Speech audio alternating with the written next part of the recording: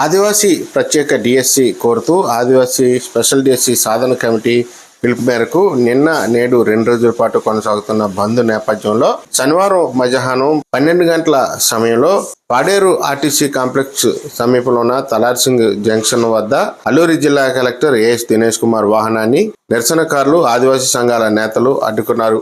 ఈ మేరకు వాహనం నుండి బయటకు వచ్చిన జిల్లా కలెక్టర్ ఎస్ దినేష్ కుమార్ స్థానిక నిరసనకారులతో మాట్లాడుతూ తాను ఆదివాసీ చట్టాల హక్కుల కోసం మాట్లాడడం కోసమే ఆదివాసీ సంఘాల నేతలతో సమావేశం కోసమే ఆయన వచ్చినట్లుగా తెలియజేశారు.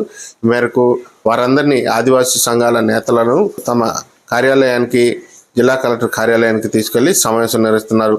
ఈ మేరకు ఆదివాసీ సంఘాల నేతలు పలు డిమాండ్లతో కూడిన విషయాల్ని జిల్లా కలెక్టర్ దృష్టికి తీసుకెళ్లారు. జిల్లా కలెక్టర్ ఈ సందర్భంగా మాట్లాడుతూ ఇప్పటికే జిల్లా ఇన్ఛార్జి మంత్రి గిరిజన సంక్షేమ శాఖ మంత్రి గుమ్మడి సంజారాణి ఒక ప్రకటన విడుదల చేశారని, ఆదివాసీ సంక్షేమానికి కుటుంబ ప్రభుత్వం కట్టుబడి ఉందని ఆమె వెల్లడించారని, ఈ నేపథ్యంలో ఆదివాసులకి ఎటువంటి అన్యాయం జరగకుండా ప్రత్యేక డిఎస్సి ప్రకటించే విధంగా ఆలోచన చేస్తున్నట్లుగా దీనిపై ఇప్పటికే ముఖ్యమంత్రి చంద్రబాబు నాయుడు దృష్టికి తీసుకువెళ్ళినట్లుగా ఆయన తెలియజేశారు. అయితే త్వరలోనే దీనిపై చర్యలు చేపట్టే విధంగా చర్యలు చేస్తామంటూ ఆదివాసీ సంఘాల నేతలతో అల్లూరి జిల్లా కలెక్టర్ కార్యాలయంలో సమావేశం నిర్వహించారు.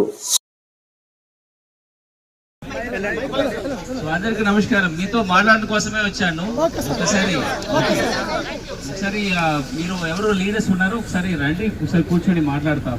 ఆల్రెడీ దీని గురించి మినిస్టర్ గారు కూడా దీనికి ఆల్రెడీ ఒక స్టేట్మెంట్ ఇవ్వడం జరిగింది.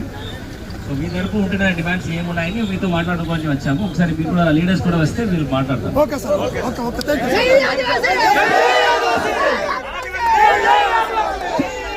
అవుట్రైట్ గా అది క్యాన్సిల్ చేయాల్సిన వస్తుంది.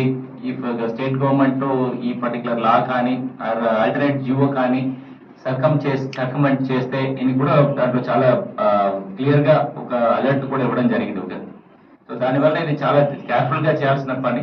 సో సపోజ్ చేస్తే అప్పటి నుంచి మన గిరిజనులు ఎవరెవరు లబ్ధి పొందారో వాళ్ళందరూ కూడా ఇబ్బంది వస్తుందని కోసము ఇది కొంచెం జాగ్రత్తగా అది హ్యాండిల్ చేస్తామని కూడా గౌరవ ఇన్ఛార్జ్ మంత్రి వారు మాట్లాడడం జరిగింది. ఇది ఈ లీగల్ ఒపీనియన్ తీసుకున్న తర్వాత గౌరవ ముఖ్యమంత్రి వారి ద్వారా వాళ్ళ ఆఫీస్ ద్వారా ఇది డిస్కస్ చేసేసి దీనికి ఖచ్చితంగా ఒక పరిష్కారం తీసుకొస్తామని కూడా మేడం హామీ ఇవ్వడం జరిగింది.